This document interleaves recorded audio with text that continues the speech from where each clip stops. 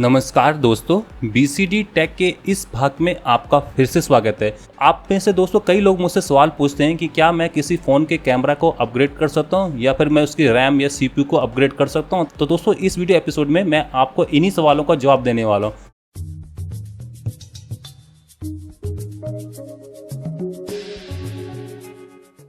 दोस्तों ये है मेरा Xiaomi का Redmi 3S Prime और दोस्तों ये है मेरा Xiaomi का Redmi Note 3। और फिलहाल दोस्तों अगर इन दोनों फ़ोन्स के बीच में कंपेयर किया जाए तो परफॉर्मेंस में दोस्तों Xiaomi का Redmi Note 3 काफ़ी दमदार फ़ोन है। लुक में दोस्तों दोनों ही फ़ोन बराबर हैं और कैमरा डिपार्टमेंट दोस्तों इस Xiaomi Redmi 3S का अच्छा है। तो फिलहाल दोस्तों क्या मैं इस फ़ोन का कैमरा इस Redmi Note 3 में इस्तेमाल कर सकता हूँ कि नहीं कर सकता हूँ। और फिलहाल दोस्तों क्या मैं इस फ़ोन की जो सिम ट्रे है इस Xiaomi Redmi Note 3 में इस्तेमाल कर सकता हूँ कि नहीं कर सकता हूँ। तो दोस्तों आइए देख लेते हैं इन दोनों सवालों के जवाब। तो दोस्तों पहले शुरुआत करते हैं सिम ट्रे से, क्योंकि सिम ट्रे को निकालना डालना उतना कठिन नहीं होगा एज़ कम्पेयर टू कैमरा को चेंज करने में। तो आइए देख लेते हैं कि क्या ये Redmi Note 3 इन दोनों चीज़ों को डिटेक्ट कर लेगा। तो फिलहाल देख सकते हैं कि जो सिम ट्रे है पूरी तरह से अंदर नहीं जा रही है, पर फिलहाल देख लेते हैं कि सिग्नल आ रहे हैं कि नहीं आ रहे हैं। तो कुछ नहीं है दोस्तों, ना ही सिग्नल आए और ना ही आपकी कोई मेमोरी यहाँ पर डिटेक्ट हुई। तो फिलहाल यहाँ पर मैं कह सकता हूँ कि Xiaomi Redmi 3S Prime का जो सिम ट्रे है वो Xiaomi Redmi Note 3 में नहीं चलती है। तो फिलहाल यहाँ तो नहीं चलेगा। तो आइए दोस्तों अब कैमरा को देख लेते हैं। कैमरा के लिए मुझे दोनों फ़ोन्स को खोलना पड़ेगा। तो दोस्तों यहाँ पर आप देख सकते हैं कि मैंने इन दोनों फ़ोन्स को टेयर डाउन कर दिया है और फिलहाल अब मैं इनके कैमरा स्वैप करने जा रहा हूँ। तो ये है आपका Redmi 3S Prime का कैमरा और ये है आपका Redmi Note 3 का कैमरा। तो फिलहाल स्वैप करके देख लेते हैं। ये कैमरा अच्छा कैमरा है 13 मेगापिक्सल का। तो फिलहाल देख सकते हैं कि साइज़ में तो छोटा है बट कनेक्टर फिट हो जाएंगे। तो दोस्तों यहाँ पर नहीं हो रहे हैं, कनेक्टर सेट नहीं हो पा रहे हैं। एक बार फिर से ट्राई करके देख लेते हैं। तो नहीं। तो दोस्तों Redmi 3S Prime का कैमरा आप Note 3 में नहीं लगा सकते हो।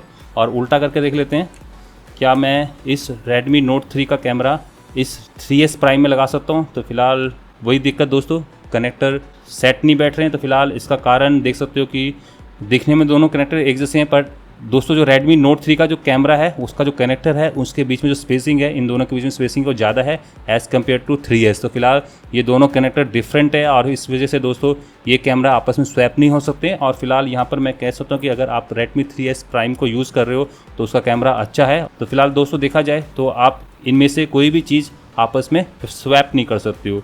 तो आइए मैं वापस इस चीज़ को लगा देता हूँ। फिलहाल दोस्तों आपने देख लिया कि मैं इनके कैमरा आपस में स्वैप नहीं कर सकता हूं और दोस्तों साथ में सिम ट्रे को भी आपस में स्वैप नहीं कर सकता हूं। तो फिलहाल दोस्तों देख लेते हैं कि क्या मैं इन दोनों के जो फिंगरप्रिंट स्कैनर है उसको आपस में स्वैप कर सकता हूं कि नहीं कर सकता हूं। तो आइए दोस्तों देख लेते हैं। यहाँ पर मैं दोस्तों Redmi 3S Prime का फिंगरप्रिंट स्कैनर अटैच कर रहा हूँ अपने Redmi Note 3 से। तो दोस्तों कनेक्टर कनेक्ट हो गया है और देख लेते हैं कि आपस ये चल भी रहा है कि नहीं चल रहा है। तो फिलहाल फ़ोन तो चल रहा है। तो आइए एक बार चेक करके देख लेते हैं। तो फिलहाल आपने फिंगरप्रिंट को तो स्वैप कर दिया पर ये फिंगरप्रिंट अभी डिटेक्ट नहीं हो रहा है। तो देख सकते हैं कि नहीं डिटेक्ट हो रहा है। और इवन मैं अगर कोशिश करता हूँ सेटिंग में जाके लॉक स्क्रीन और फिंगरप्रिंट में जाके स्क्रीन लॉक और फिंगरप्रिंट इसको जाके ऐड फिंगरप्रिंट में जाता हूँ, तो फिलहाल देख लेते हैं कि सेंसर डिटेक्ट होता है। तो फिलहाल देख सकते हैं कि सेंसर डिटेक्ट नहीं हो रहा है, मतलब कि आपका ये सेंसर लग तो जा रहा है पर फिलहाल सपोर्ट नहीं कर रहा है। और हो सकता है कि दोस्तों जो Redmi 3S Prime में जो फिंगरप्रिंट स्कैनर दे रखा है उसका वर्जन अलग हो, उसका हार्डवेयर अलग हो। फिलहाल इसी वजह से दोस्तों देख सकते हैं कि ये आपका Xiaomi Redmi Note 3 में डिटेक्ट नहीं हो पा रहा है। तो एक बार दोस्तों रीस्टार्ट करके देख लेते हैं कि क्या पता चल जाए। तो दोस्तों देख सकते हैं कि अब ये Redmi Note 3 बूट हो चुका है। तो दोस्तों अभी भी देख सकते हो कि ये सेंसर नहीं वर्क कर रहा है।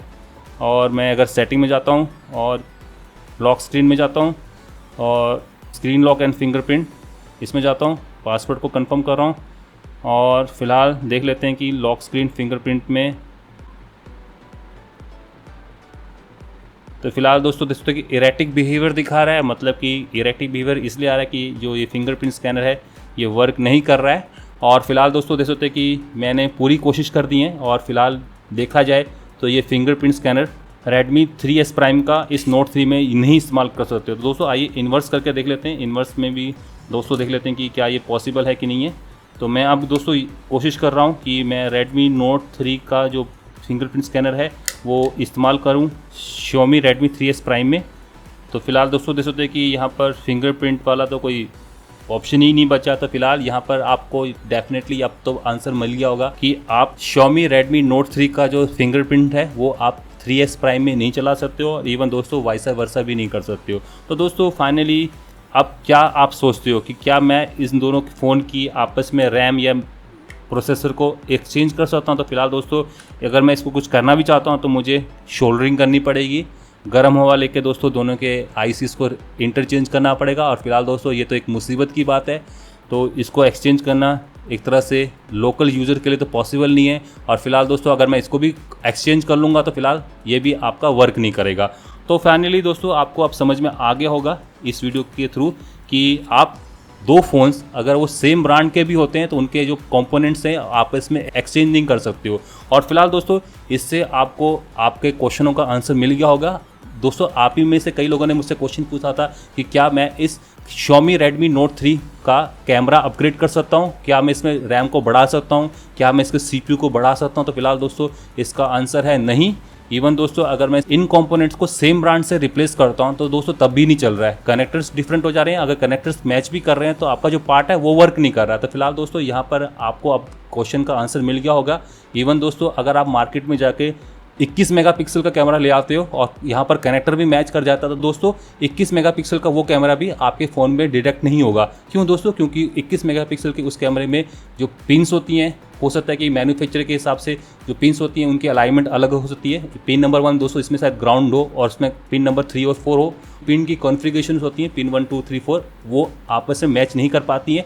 और फिलहाल दोस्तों अगर खुदा ना खास्ता वो भी मैच कर जाए तो फिलहाल आपके फ़ोन के अंदर ड्राइवर नहीं होगा। तो दोस्तों ड्राइवर अगर नहीं होगा तो आप इसका मतलब कि अपने फ़ोन पर उस कंपोनेंट या उस पार्ट को नहीं चला पाओगे। तो दोस्तों यहाँ पर मैं आपसे डायरेक्टली कह सकता हूँ कि आप किसी भी फ़ोन के जो कंपोनेंट्स हैं उनको अपग्रेड नहीं कर सकते हो। एक बार जो आपने ले लिया तो वही फाइनल रहेंगे हमेशा के लिए आपके फ़ोन के ऊपर।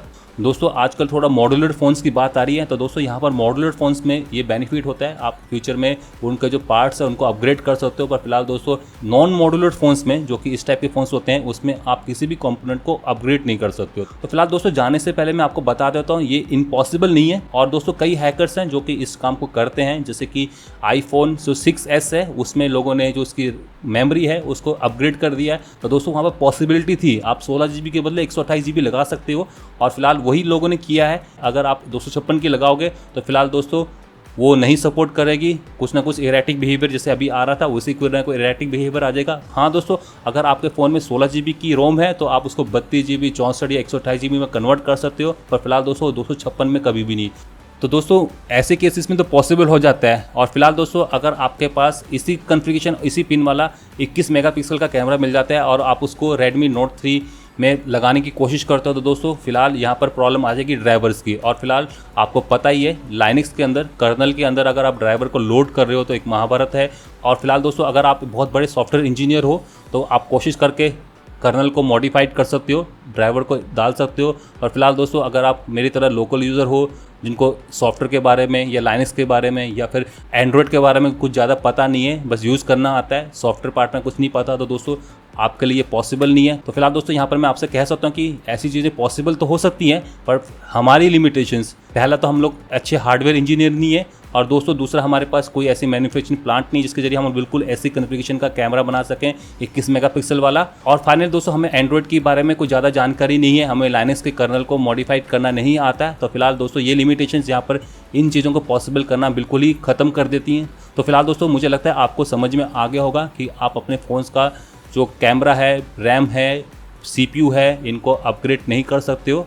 और फिलहाल दोस्तों ऐसा करना इम्पॉसिबल तो नहीं है, पर फिलहाल उसके लिए आपको बिल्कुल एग्जैक्ट कॉन्फ़िगरेशन का कैमरा चाहिए, एग्जैक्ट कॉन्फ़िगरेशन पिन आउट का आपको CPU रैम चाहिए, और आपको अच्छी खासी हार्डवेयर एंड सॉफ्टवेयर की नॉलेज होनी चाहिए। तो दोस्तों यहाँ पर मुझे लगता है आपको अपने सवालों का जवाब मिल गया होगा। तो दोस्तों इसी के साथ मैं अब इस वीडियो एपिसोड को समाप्त करने जा रहा हूँ। नमस्कार, जय हिंद, जय भारत, वंदे मातरम।